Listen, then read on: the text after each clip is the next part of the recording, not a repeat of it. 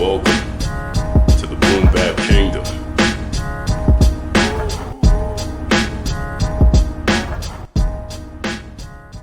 Yo, peace and welcome to the Boom Bap Kingdom. We're here and we're super chilling, and I hope you guys are chilling too. First off the rip, I really appreciate everyone that checked out my recent videos, especially the video about the first Boom Bap album. That video got a lot of comments, got a lot of views, and I appreciate everybody that checked that out, everybody that got in the comments. I thought the subject matter was dope. It was a little warranted. Reason being is because this is part of our history. I think it should be documented in some way, shape, or form. I had a feeling it would ruffle some feathers. I will say that some folks didn't read the homework assignment because some folks were kind of focused on individual songs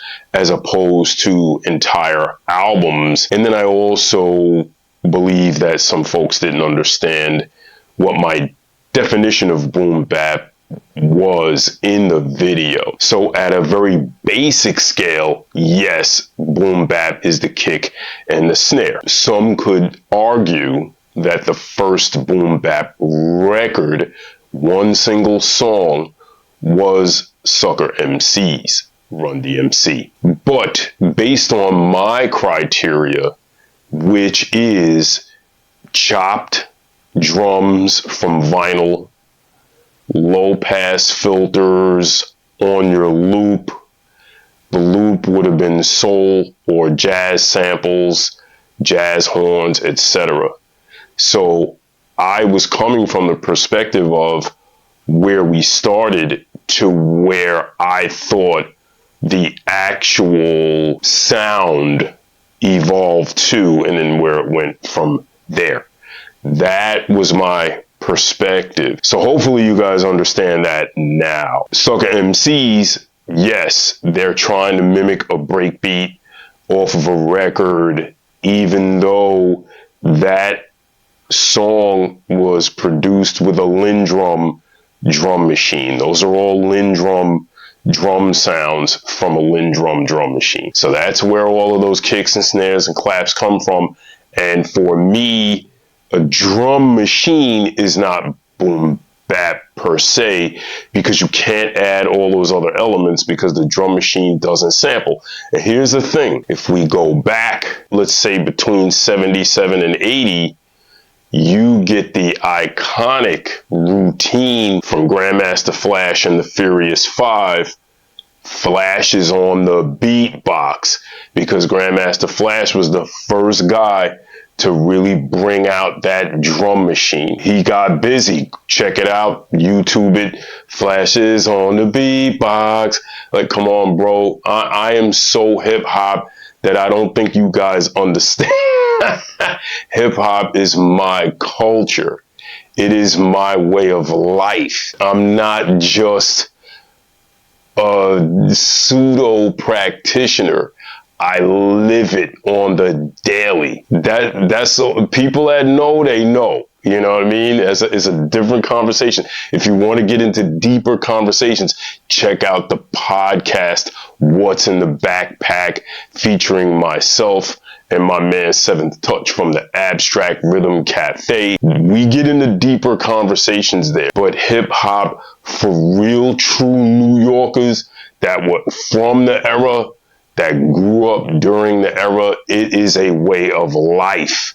That's where you get things like Zulu Nation. That's where you get the Nation of Gods and the Earth. That's where, like, all of that is part of the culture, and I live the culture. I can make mistakes too, but I'm just letting you know that if you really want to, talk about it with me, we're going to go deep. So yes, you could say suck MCs, but if we're talking rhyming and drum machine, then for me, that would be Grandmaster Flash and the Furious Five with the flashes on the beatbox routine. But again, none of that meets my criteria. Now, I will say that there were very good comments and some very good arguments. One of them being the Low End Theory Tribe Called Quest. I would agree Low End Theory could be considered the first Boom Bap album.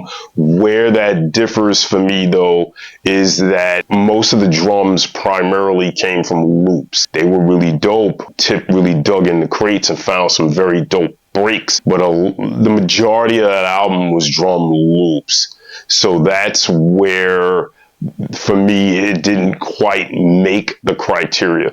But was it a foundation? Absolutely. Now, the reason I left Return of the Boom Bap off, Return of the Boom Bap from KRS-One, I left that off because Who Got the Props and How Many MCs from Black Moon was out first. Those two singles dropped before anything from KRS's Return of the Boom Bap album was released. So for me, Who Got the Props and How Many MCs was the beginning of the sound being altered. And then when you listen to the rest of that album, you get into more the chopped up drums and the low pass filters, etc. So we start to grow beyond just drums being the sole core of Boom Bap. Producers are starting to learn how to compose. So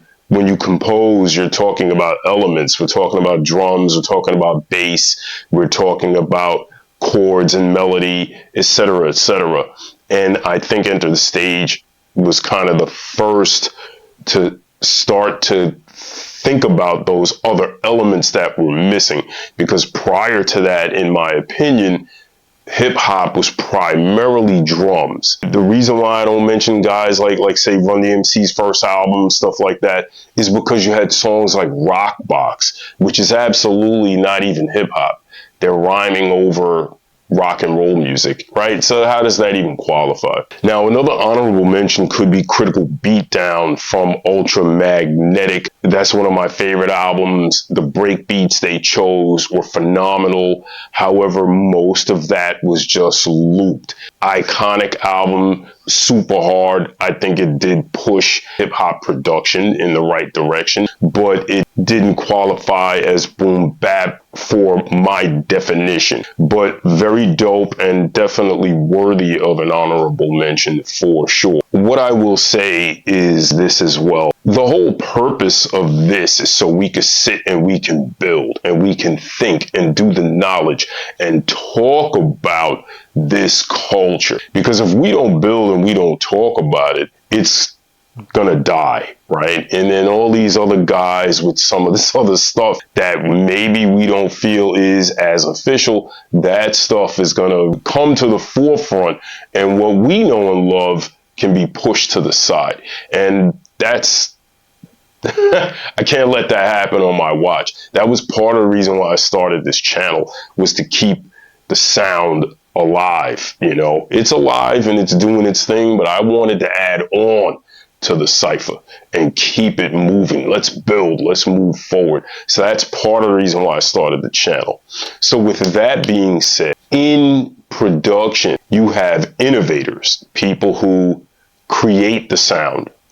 And then you have perfectors, people who look and they say, oh, that's dope.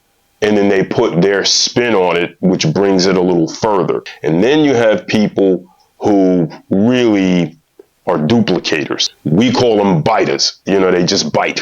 You know what I mean? They take big bites, they copy. People do this. So when you look at that timeline that I'm laying out in the first video, you will hear that, oh snap, all right. People looked at the elements of what Beatliners was doing and they added that to their own situation, to their own style. And I think things got a little pushed forward and perfected after that album.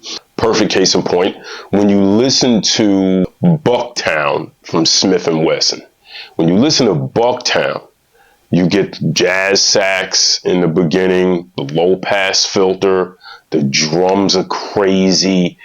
And that record, I'm telling you, that record was a game changer in New York when it dropped. It was a game changer. We're talking 94. A year later, what do you get that sounds very similar? You get Mike Geronimo Master IC, produced by Buck Wild. Listen to the two beats.